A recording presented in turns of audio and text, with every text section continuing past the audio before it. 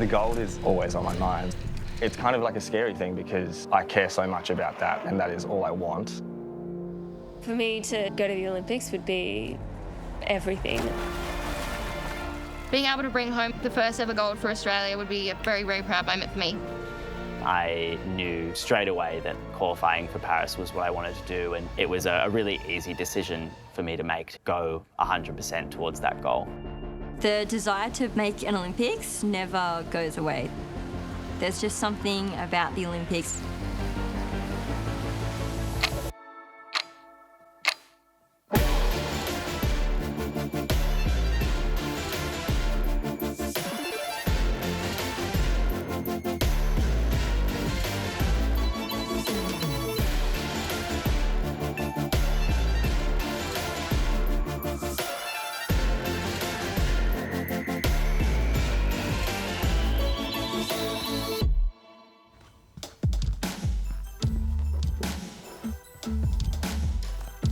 I'm Melissa Wu and I'm 31 years old. I am an Olympic diver and I've been to 4 Olympic Games.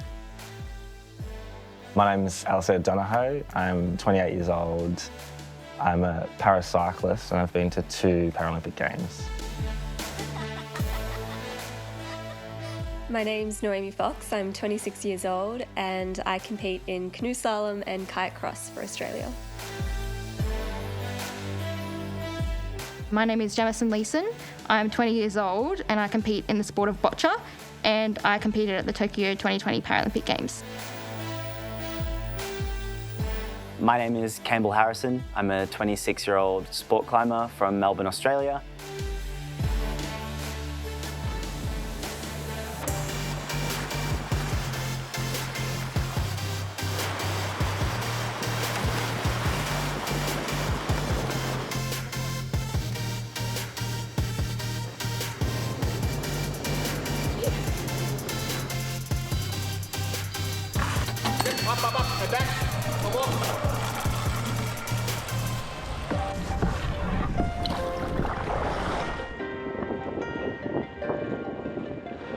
When I was growing up, I'd say a lot of the pressure was internal, but I'd feel like it was external. I'd feel like everyone was expecting me to be at Jess's level or to be at the Olympics at the age of 16. But I think that agonising, crumbling sort of pressure is more that internal, oh, people expect me to do this. And what I've managed to do now is to clear that and have my own goals, my own self-belief, that team that is not putting pressure, but driving that self-belief and self-confidence.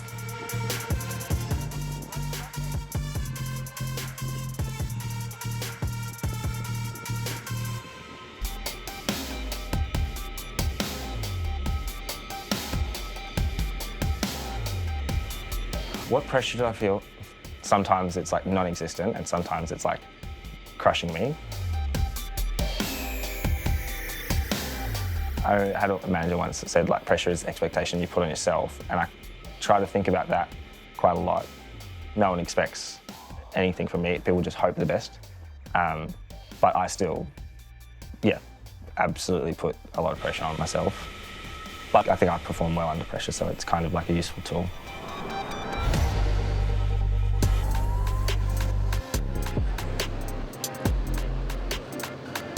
So definitely been a bit of pressure to keep that #1 spot in the world. And obviously just the pressure to keep everyone happy and, do well for your town, especially for me. Growing up in a small country town of Dunedoo, everyone there is so proud of me and cheers me on every part of the way.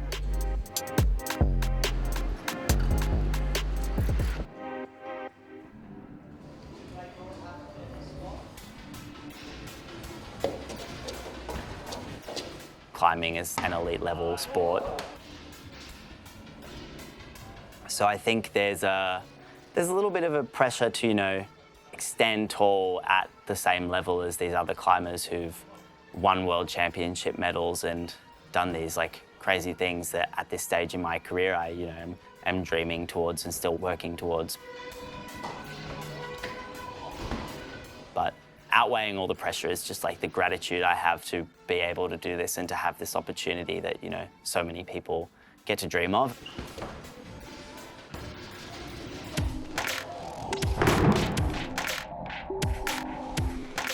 When I was younger, I had a lot of early success in synchro. Most of my medals came from synchro. And I was very comfortable standing up there with somebody next to me. But the minute I had to get up there on my own, all eyes on me, I would quite often crumble under the pressure. There's nowhere to hide from that, you know? You're up on a platform, 10 metres high, the crowd's watching you, you've got all these people back home watching you and who are counting on you to do well because you've put all this time in.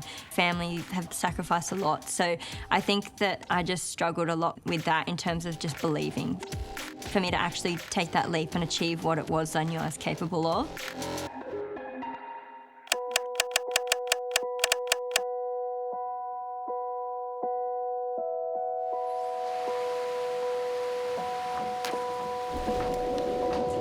There's a lot of things that can go wrong. We hit the water at 60 kilometres an hour. So if you land at a bad angle, it does hurt. But if you come out of a bad dive and you have the courage to go back up and do it again over and over, sometimes that helps your confidence, and then you look at the bruising as a bit of a trophy more than anything. For me, making Olympics at 16 was basically a dream come true for me. Starting out, I wasn't super talented at sport, but I remember watching the Sydney 2000 Games in person with my family, and that was the first time I decided that I wanted to really make the Olympics. And at that point, I don't even think I had a sport yet to do it in. Then finding diving, and then from about 11, 12, being in a high-performance environment where the purpose of being in that squad was to make the Olympics. I put my whole childhood into it. First Com Games, 13 years old, being like, okay, I think I can do this. It's just amazing. I never thought it would come this soon. A couple more years, I think I can make that Olympics. That couple of years going in then there was a lot of pressure. So making that team was an amazing feeling, but then also a little bit of relief as well. In the past 15 years, what I have seen from Mel is the ability to adapt. So she's really good adapting to whatever is thrown in front of her. Since the time that she arrived, she was pretty much a mature person. She was very, very good in what she does.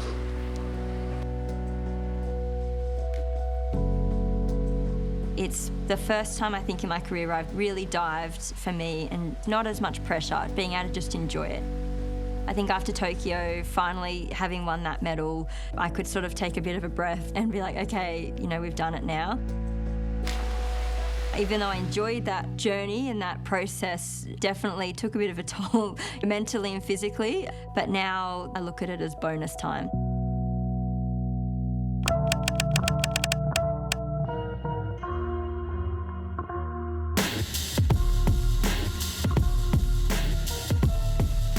I think I have a love-hate relationship with cycling because it's very isolating.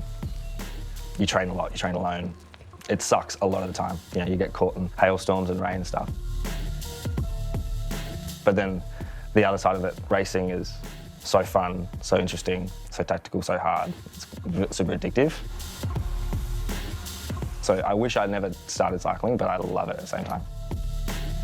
Al comes across as a pretty relaxed guy, and in most things he does, he is very relaxed, but there's also a serious side to Al, and when he's racing, like, he takes that really, really seriously. If you just see him quickly, and the external view of Al is he's like an Aussie larrikin and has fun and nothing really phases him, but like deep down he wants to do well when he races, and he wants to do the best he can for himself and for his family and people who have supported him. My dad is definitely one motivating factor. Forgive me if I cry. Yeah, I think, like,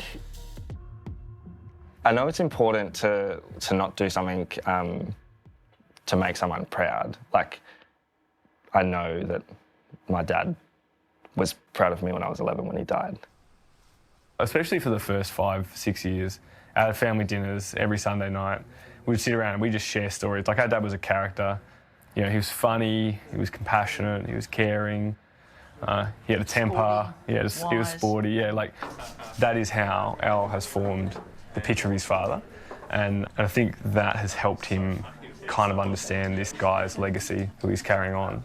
Why don't you exaggerate a bit more? And it's kind of like I want to honour him. And I think it's, unfortunately for me, it's like, yeah, it feels like all I can do, all I want to do is win that gold for him.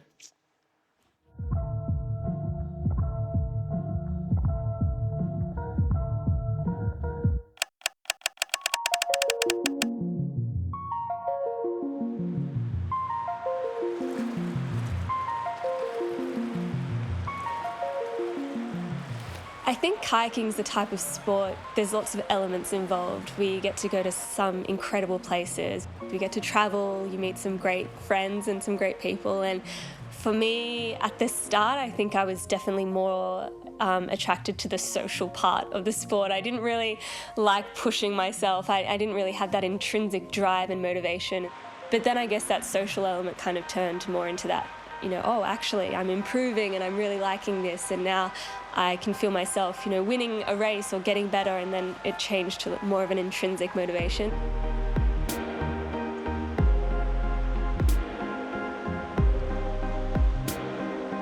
Kayak cross is a new Paris 2024 discipline, and it's very different to what we've, I guess, grown up paddling and the previous events that we've competed in. Kayak cross is made up of two components. You start with the time trial, where you're all by yourself on the ramp, and you go down the green gates like in slalom and up the red gates, and you also have to do an Eskimo roll. In the head-to-head, you go down with 3 people next to you, and it's a bit more argy-bargy. You can get the elbows out a little bit, and basically the first 2 go through to the next round until you get to the final stage. Ready, on the inside, give it away, boys. So kayaking is definitely very much a family affair. Both of my parents competed at a very high level. Both went to the Olympics. My dad came 4th for Great Britain, and still a little bit upset about that. And my mum won bronze for France in Atlanta. It was a tussle down to the main wave. So Fox brings home the quarterfinal for Australia. Well, she's evolving and fast. And we'll go through to the semi-final. So the last couple of years we've seen her develop her, like I said, technique and her speed and her power and her competitiveness. You know, it's the ultimate dream. And even if I look back, I said, okay, yeah, I have a medal. I've been to 2 Olympics. But this sport is what you enjoy. You know, it's the process, it's the competition, it's the people you meet, it's the whole package. My sister and I didn't really want to do kayaking on family holidays and things like that. But I guess little by little, I kind of found my own reason as to why I was doing it. Being in a family of Olympians and my parents involved, in Athens, I remember going to the welcome home ceremony and seeing all of the Olympians with their medals get off the plane, and then same thing in 2008, and then 2012 my sister competed, so that was another level. 2016 being in the stands in Rio, and then obviously 2020, 2021 being backstage kind of working. So the only thing that I'm missing, I feel like, is the participation and the racing as an athlete. So obviously it would mean everything, and especially Paris 2024, it would feel like a home games being half French as well, and having that crowd support in such a familiar environment.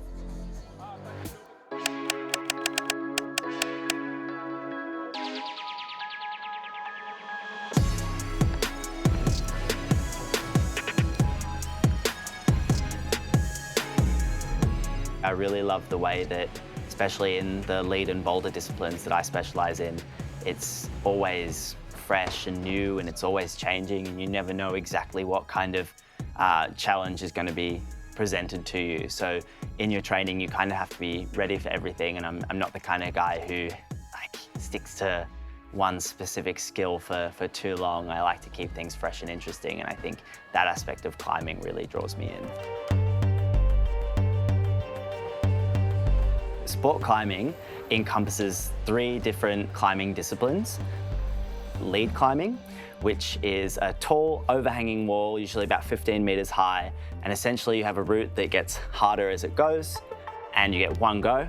Whoever gets the highest wins. Then you have bouldering, shorter walls, and you have a series of smaller climbs, so 4 or 5 climbs depending on the round of competition, and you get 5 minutes of time to try to complete each climb with a rest period in between, and that's a competition of who can complete the most boulders, the most problems they're called, in the least number of attempts. And then separate to that, you've got speed climbing. It's a standardized route that's the same wherever you go all across the world, and it's a race to the top. I started climbing when I was around 8 years old. I don't know what inspired me exactly to get into the sport, but I just remember asking my dad if I could give it a go, because I thought it would be fun, I guess. And then, kind of just started climbing once a week, twice a week. And then when I started competing, I really got addicted to that sort of drive, I guess. And it kind of just went from there. And slowly but surely, it became my career in a sense. Solid man, come on! Solid man, come on! I love the rush of competing and the pressure to be ready and perform on a given day. I think that's a general athletic trait of mine, that I really enjoy that competition mindset.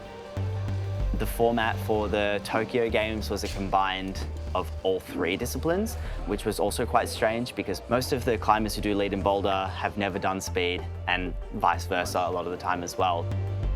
My enthusiasm for the Olympics maybe wasn't quite as high the first time round. I definitely did my best to try to qualify, but there was always this nagging feeling of something's not right. It wasn't quite the sport that I'd grown up dreaming about.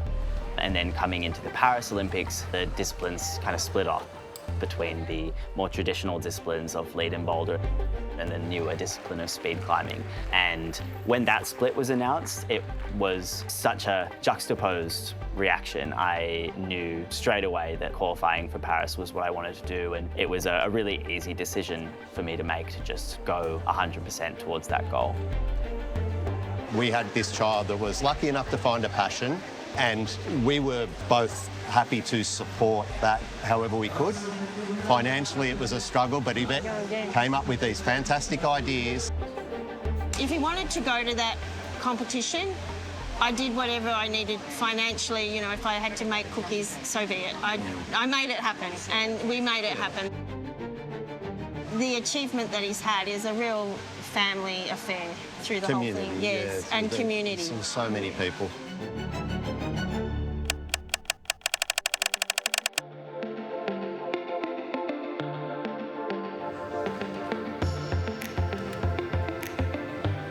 I'm a very competitive person as it is, so I like to do well in everything that I do. So when I learned about Boccia, I knew it was a very strategic sport, and I am quite nerdy sometimes, so doing things, with strategy was something that I love doing. And when I found out it was the only sport I could play, I was like, oh, this is definitely for me. See how there's multiple lines on my ramp?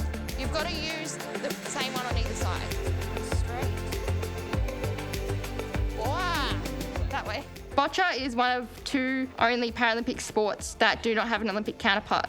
Basically, it's like the indoor version of lawn bowls or bocce, the Italian sport. So you have a soft white jack, and then you either have red balls or blue balls that can range from kind of like a beanbag softness or basically like a rock. And you have to get your balls closer to the jack, and you basically get score points on how many balls of yours are closer than your opponent's. It is designed for people with significant physical disabilities. So people like me who have quite severe physical disabilities play with ramps in the BC3 category, but then there's also categories for people with spinal cord injuries or other muscular dystrophies, as well as 2 classifications for people with cerebral palsy. Growing up in the small country town of Dunedoo in New South Wales, with such a significant physical disability, there wasn't many sports, if any, available for me. So for majority of my childhood was spent sitting on the sidelines cheering on my friends and my siblings in whatever sport they were doing, and I was the biggest fan of sport. I'd like you all to welcome Jamieson Leeson.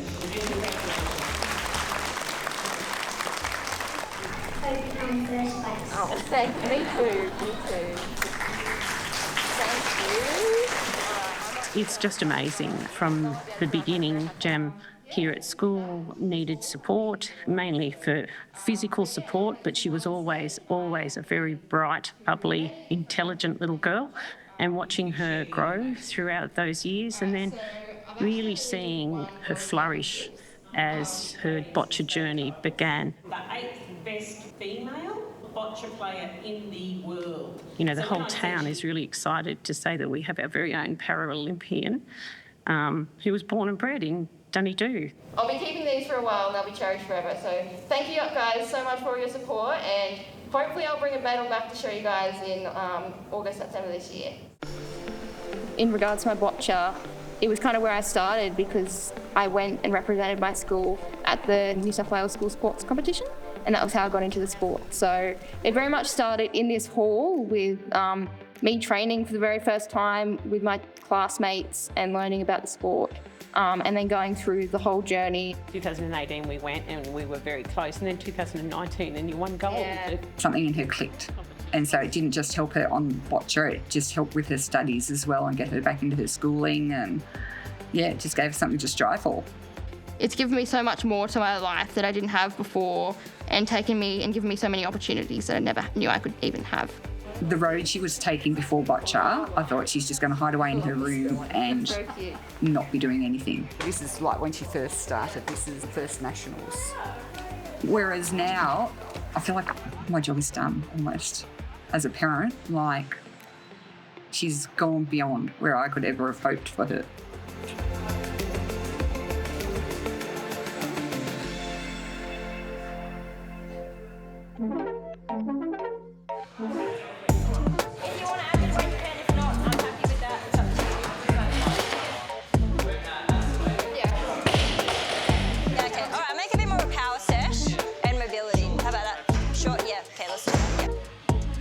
I currently own my own business with my brother and sister, which is a gym. You got to help or what? Yeah. We also have a weightlifting club attached to that. One of the biggest weightlifting clubs in the country, and then on top of that I do strength and conditioning training for pre-elite athletes, up-and-coming athletes, and I'm also studying at uni as well. I reckon it's perfect height for you, but you still got to come in with the elbows up, touch the rack and then drop. If you do that exact thing, it should feel more comfortable.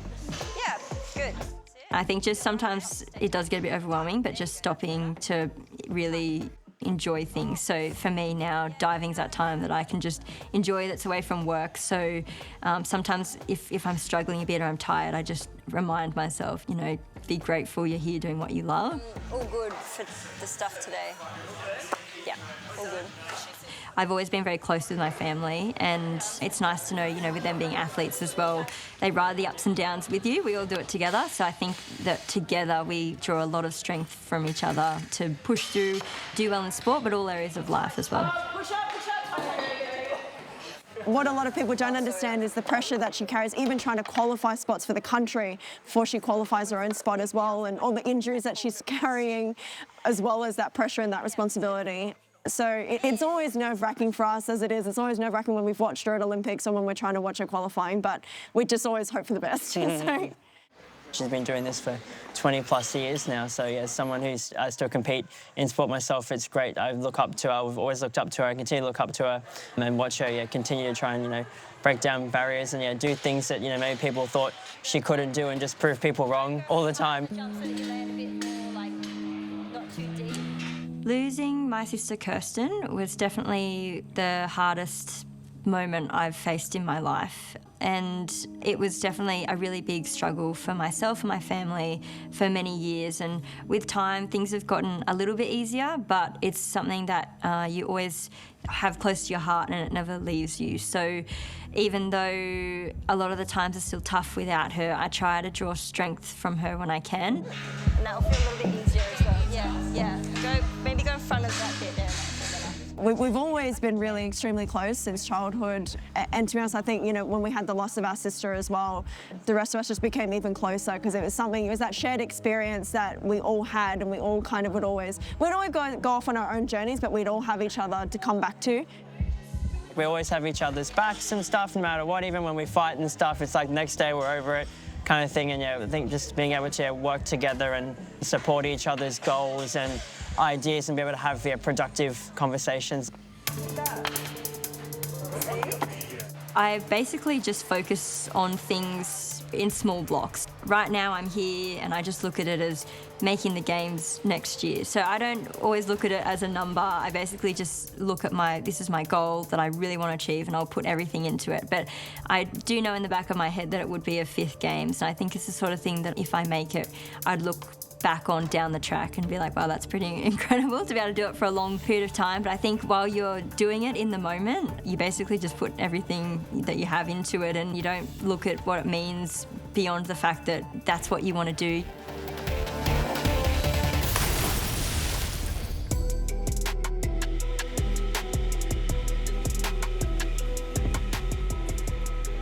Thinking about the goal in Paris is, unfortunately, an everyday occurrence. I've won 3 silvers in the Paralympics before, and people think that they might be the highlights of my career. But like, I unfortunately hate those silvers. Like, they're just a reminder of like what I missed.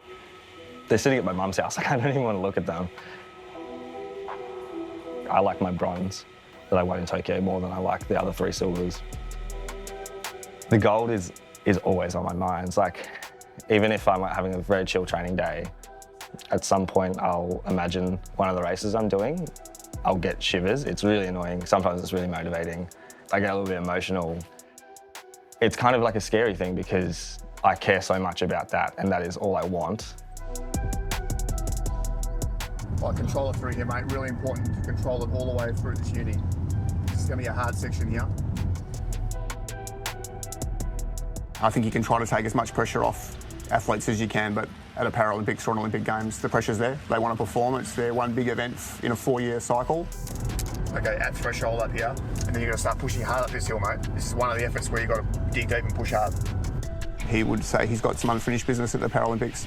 Easy speed, head down. When I think back to Rio, and like my first Paralympics, and I went in as defending road world champion, and I rode the best race possible. 3 of us coming to the finish line. I was the fastest sprinter. I had this. I started sprinting past like this Ukrainian guy, going for the win, and then he just turned left and put us both into a barrier, and we both crashed, and he got disqualified. And I like tumbled to the floor after a 2.5-hour race, like 90 kilometres, 10 metres before the finish line, and literally just like stood up, took 3 steps, collapsed over the finish line. But my bike didn't cross, so I didn't win. That definitely put like an emotional setback on me, because I put so much energy and time and investment into winning this gold medal and cared so much about it, and then it just like literally got ripped away from me. And unfortunately, it's kind of scary coming towards Paris. I now am like that vulnerably scared again, that I want everything for this, and if I don't win it, it's gonna fucking hurt. Like, yeah, and I'm just like gonna have to prepare myself that might be the outcome. Unbelievable. What a performance, Jessica Fox. I think having a sister that is the GOAT in our sport, so the greatest of all time, also comes with its challenges and advantages. I think when I was growing up, it was much harder, not having that sense of identity or constantly comparing, and then having extended family members being like, oh, you do the sport too?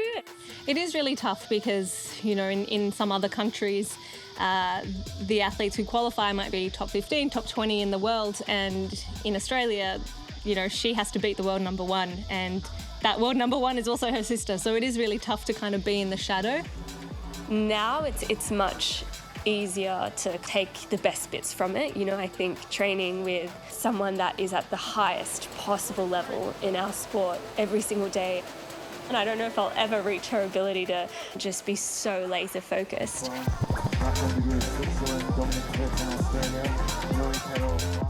Having your mother as your coach can definitely be a challenge, you know. It's a mixed bag.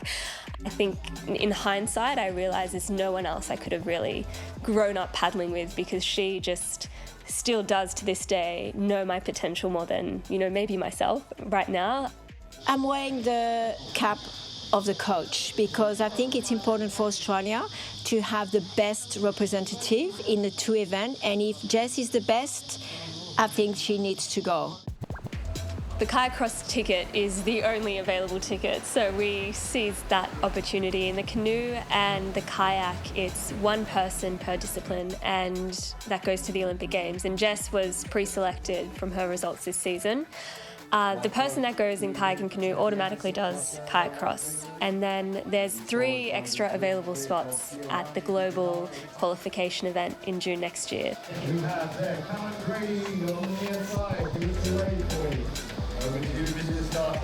It's challenging because the bar's pretty high. Like, you can't say with confidence, nobody can say with confidence in this event, in the kayak cross, you know, if I have a good run, I should get the spot. Third place for Australia, Noemie Fox. So my world ranking from the World Cup standings of 2023 was 7th, and if I remove everyone that's qualified for the Olympics, it put me in 2nd. But it's the first time, I guess, in my career where there's been such an opening, because before that there was no kayak cross and there was always Jess blocking that Olympic ticket. And so I think for me this year to see that there is an opportunity, no matter how small it may seem at the time, or it's still achievable. I have a mix of pride and, you know, nerves for her, because I think I can see how much she's investing into this journey, and that makes me really proud to see her giving it everything. For me, it would be my biggest pleasure, you know, to have the two together at the Olympics, and also everybody that works into the system know how hard it would have been to get the spot, so I think it would be an amazing reward. It's so incredible to be able to fully commit to something and see where that takes you and say, well, at least I gave it everything, and I'd rather be shattered and heartbroken, and there'll only be good things that came from it, from the strength, that mental focus, that mental resilience.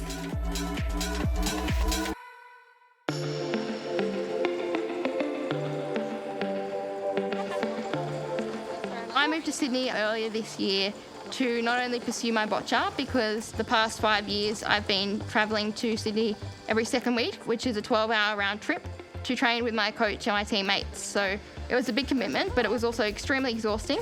That was the number 1 reason, but also number 2 is that I'm studying at UNSW doing a Bachelor of Economics. It's so much better. Being able to train 3 days a week instead of 3 days a fortnight is just the best.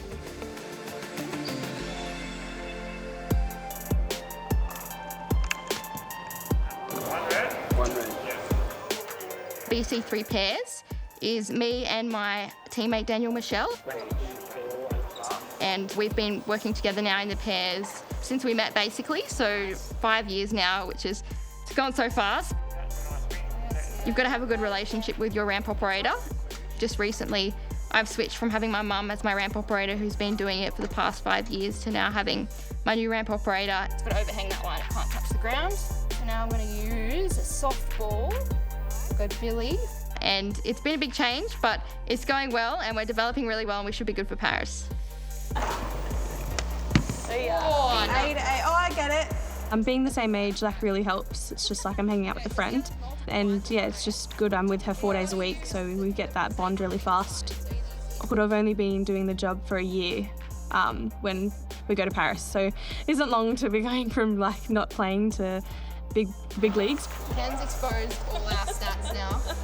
Well, we'd love to win the gold. That's ultimately why we're going there. Oh, the ball's out though. No. We've been a pretty dominant pairs team the last few years.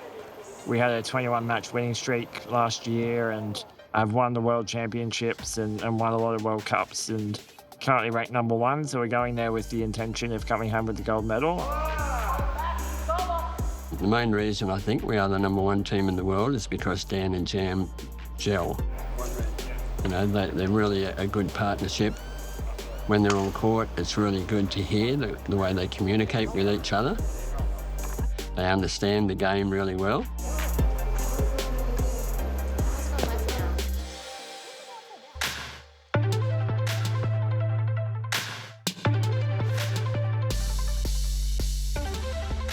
Older, more traditional sports, maybe, like AFL in Australia, There's kind of this assumption that it's very masculine, it's male-dominated, it's these macho characteristics of like strength and power and aggression, and you know, this real like self-assuredness in your abilities and your capacity to like put yourself out there and perform. And I think that can be quite like scary and intimidating, especially to women and also to young queer people who are so accustomed to like keeping out of the limelight, you know, especially those of us who felt like being queer was a secret that we had to hide, you know, at risk to our safety and well-being, you know, putting yourself out there in that kind of sporting environment. It doesn't really feel like a safe place for, you know, people who are a little bit different. And many of us promote the idea of sport being inclusive to all. There are always going to be people who push back against that and hold different beliefs and different values. And so, you know, there's still lots of work that needs to be done within the sporting sphere. And I think those of us who exist in younger, newer sports like climbing, for instance, have this really unique opportunity to build, you know, a positive culture from the grassroots. We have this almost blank slate upon which we can build our sport. And instill these values from the beginning. I've like had my fair share of struggles, I think, with my own mental health and well-being, my relationship with food and my body, which is quite common in climbing to struggle with that. And I think for a long time I thought that because I was a full-time athlete pursuing being the best, I didn't have time to deal with those things, so I just pushed them on the back burner, and ultimately I think that held me back from what I could really be achieving for a really long time. Re-evaluating my relationship with these aspects of myself and putting my own well-being at the forefront of my athletic approach is kind of key to the leaps and bounds and the big strides that I've been able to make.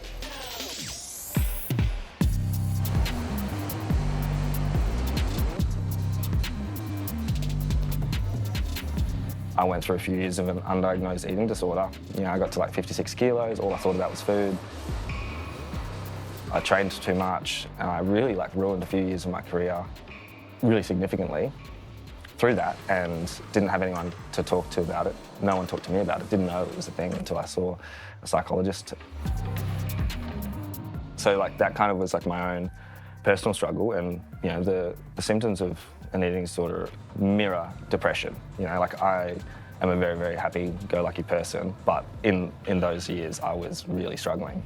And when I came out of them, I was like, holy shit, like, it's like you just dropped the heaviest backpack ever. And I was like, wow, I'm back to normal. I didn't realize like how sad I was. And that kind of correlated with the work I was doing initially with Movember. So I thought this is something that I care a lot about. Yeah, this one says Philip G. Donohoe, which is my dad, and he's got his birthday, 26th of May. And then this is a curlew that the same as what one of my best mates and housemate Will had, and he died from suicide about 3 weeks before Tokyo, so I got that just before I went away. And he'd been struggling for quite a few years with really severe depression and an eating disorder himself. And that really kind of kicked what I wanted to do in the space of men's mental health. Up, and back.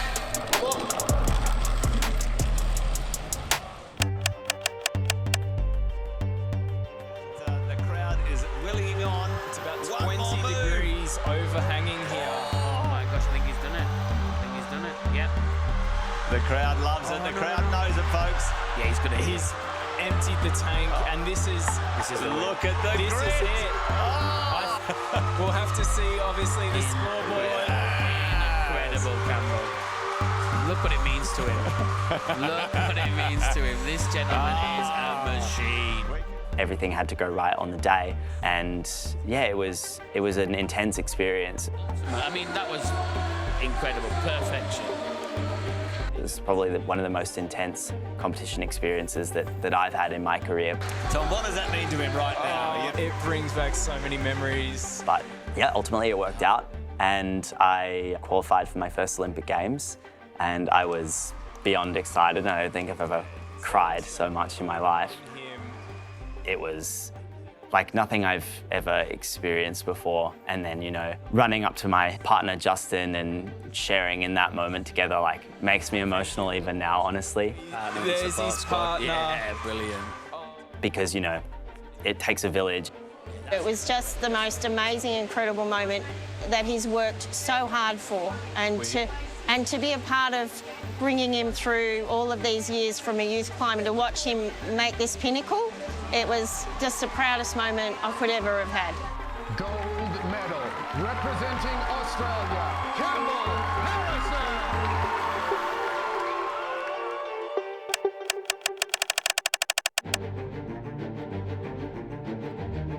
Please congratulate with me Campbell Harris for being selected to the Australian Olympic team for Paris 2024. There you go, congratulations. Thank you so much. It's something I've been dreaming of for a long time now, and something that a little young climber didn't really imagine being possible within this sport, and so to be able to have this opportunity is just incredible, and something I'm really, really looking forward to.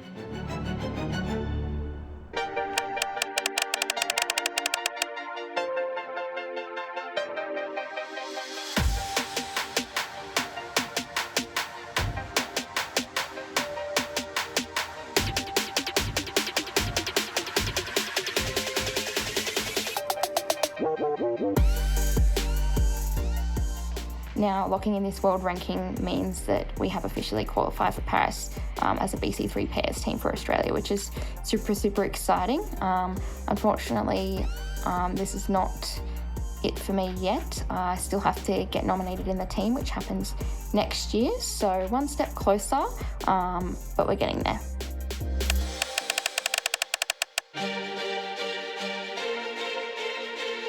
I'm proud to announce our Boccia players to join the Australian Paralympic team for Paris 2024. Jamieson Leeson and Jasmine Hayden, congratulations. To finally have this day happen, it's really the final step towards Paris, and now we can primarily, look at Paris, and it's a bit scary of how close it is really, but yeah, it's very exciting to be here today. It feels incredible. Obviously I haven't been around for that long in the sport, so for this already to be happening within 8 or 9 months of me starting is insane, and doing it with the team is really good and exciting. I think the Boccia team are hugely important to the Australian Paralympic movement. They have come such a long way in the last couple of years.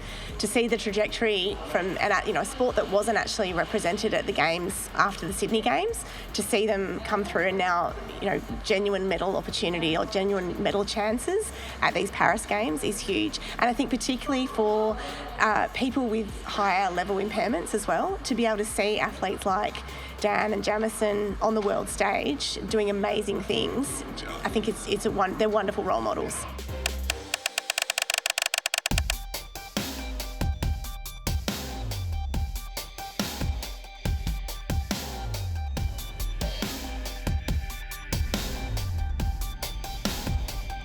I smacked her car straight on, put a huge dent in the side of her car, broke my bike in half, landed on the road on my back. Snapped all the way through here. It's a pretty gnarly impact. And this has suddenly derailed my Nationals road race, which was really unfortunate. I remember sitting on the gutter thinking fuck, this sucks. Injury is good, but then sitting there and going, wow, this could be so much worse.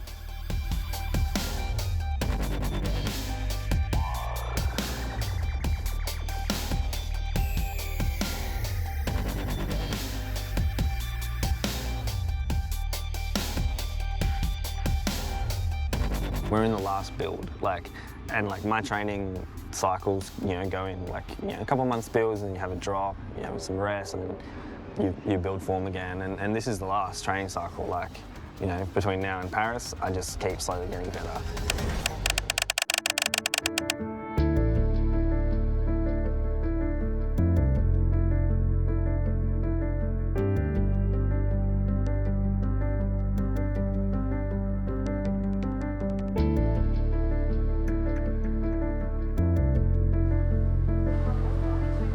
I'm feeling good about where I'm at. After Worlds, I had to come back and rehab a couple of little injury niggles, but right now I'm happy that I'm on that comeback and I've got a real clear plan of where I need to be in June and how I'm going to get there.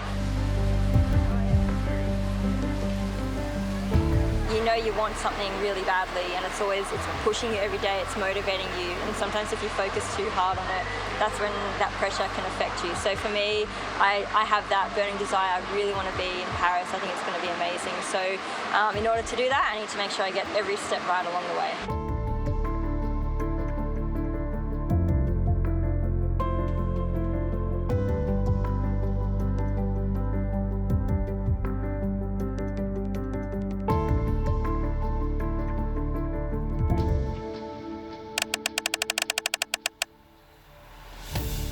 As this is a final and it is a nomination trial for the Paris 2024 Olympics, in the finals the dance will be announced in both French and English. Representing New South Wales, Melissa Wu.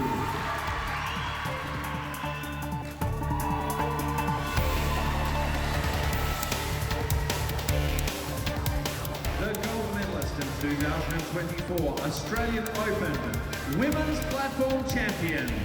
Representing New South Wales, Melissa Wu with a score of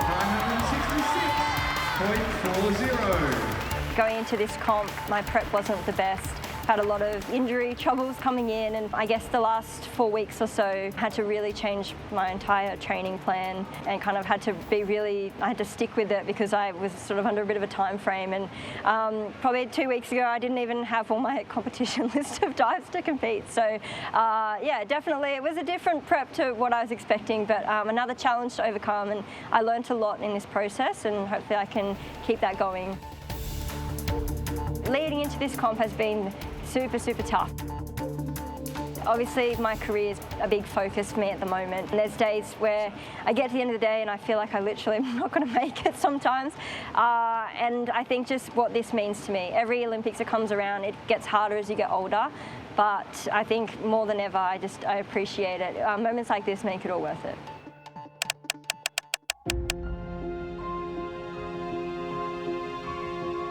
No Aussie has ever competed in diving at 5 Olympics. From making her Olympic debut in Beijing 2008, aged just 16, to her 5th Olympic team, congratulations, Melissa Wu. I think as a young athlete, I never imagined I'd go to 5 Olympic Games, but I think, as each one comes around, being an Olympian is an amazing feeling, and representing Australia is, the best thing I've ever experienced in my life. So every time it comes around, I want to go, I want to experience again. And at this point in my career, off the back of Tokyo winning a bronze, that was a huge moment for me, and this part of my career, I can just really enjoy it.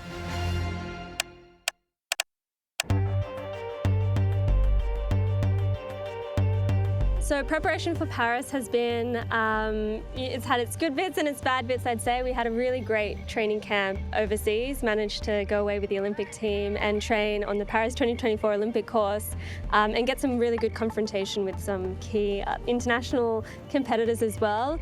So that was an incredible experience. And we actually went over because we had some water quality issues here at the Penrith Whitewater Stadium, a blue-green algae problem, so couldn't train on our facility, and we've actually come home to the same issues. So a bit of a heartbreak really to not be able to train on our main training facility and get that really important practice and essentially do my sport in the lead up to the Paris qualification event.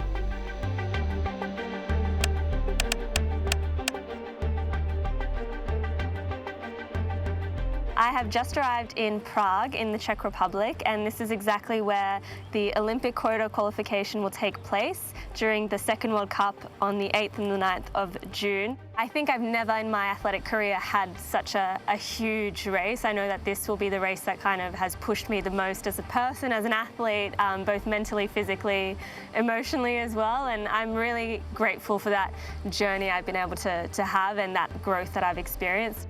There's only, 3 spots, and it's definitely a bit nerve-wracking, but I think it's incredible to think, I'm a strong contender and described as a favourite, and trying to use that to fuel my performance and know that we've done everything we can control, and to just be in a position where, the work's done and you've just got to go out there and give it your best shot and not let go or not back down.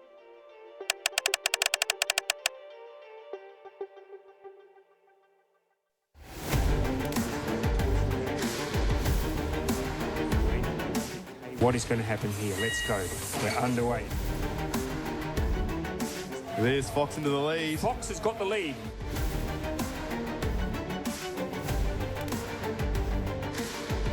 Noemie Fox. Well done, Noemie Fox. Is into the final.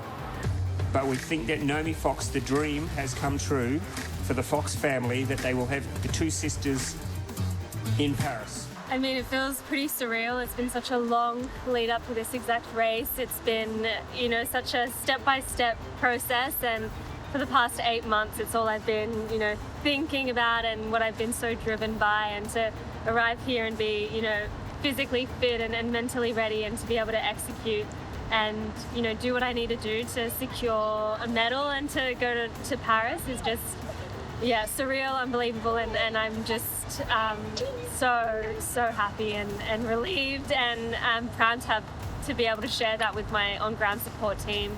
So many people were here, you know, helping me get through today and in the lead up, and, you know, so many coaches, athletes and support staff. So it feels incredibly special to be able to share that here and to be able to join my sister Jess on the Olympic team, and Tristan and Tim, who are also on the Olympic team.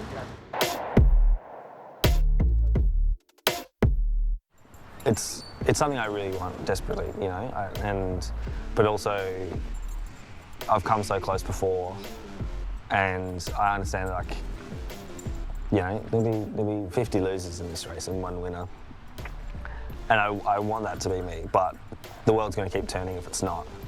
That doesn't mean I want it any less, but I just know that I'll still be me, and I'll still have friends and family that love me regardless. So it's not making peace with not winning, but it's understanding that if I don't win, like, it's fine. It'll suck, and that's like emotions I'm gonna have to deal with at the time, if it happens. But I think, like, the motivation and want to win is still so present that it's still driving me, which is fantastic. I think I've definitely leveled up my game a lot as an athlete. I think with the Olympics has come a lot more resources and opportunities to invest in myself as a climber, which I'm really seeing bear fruit. It's really cool. I've been able to travel a lot, and that's been super advantageous and really helpful. I think, you know, on one hand, leading into the qualification, I was always, you know, it's the same game. It's climbing, it's training, you're always doing everything you can. But since qualifying, I feel like I've really been given the resources and the freedom to be able to give it everything. And yeah, I think it's really showing in my climbing, and hopefully will show in my climbing at the Games. It truly has changed my life finding boccia. Growing up, I was always sitting on the sidelines watching my brother and sister play sport. So being able to kind of switch sides and me being the one playing now it's definitely a different experience, but I'm so proud to be able to represent my family and my country community and people with disabilities from everywhere and show them that, you know, potential is possible. And I've only been in the sport for like 6 years now, and, you know, I'm at my second Paralympic. So it's a very cool experience to be able to, you know, share what people with disabilities can do, for sure. I think definitely I learnt a lot in the last month about what has to happen in terms of my training, and I think you get used to doing things a certain way. Obviously we have a lot of the younger athletes from Indepth, from our program, and they train the way that I used to train. They do a lot of repetitions, and I guess me being me, always trying to keep up with them and doing what they do. But I think in the last weeks I've really learnt that it's not necessarily beneficial for me at this point in time, so I've got to change the way that I train. And then when you do that, you kind of doubt that a little bit. Is it enough? It's not what I usually do. But I think I didn't have a choice but to focus, like, trust in that process with injury the last month or so. So now that I know what has to happen, what works, I need to keep doing that and be really smart about training. And I think that being able to preserve myself, my body, and emotionally, mentally, everything, it's a better way forward for me. So I'll keep doing that going forward. It honestly feels a little bit surreal right now. I think, you know, we'll start to kick in, especially as we start talking about logistics, or when I first put on my green and gold uniform.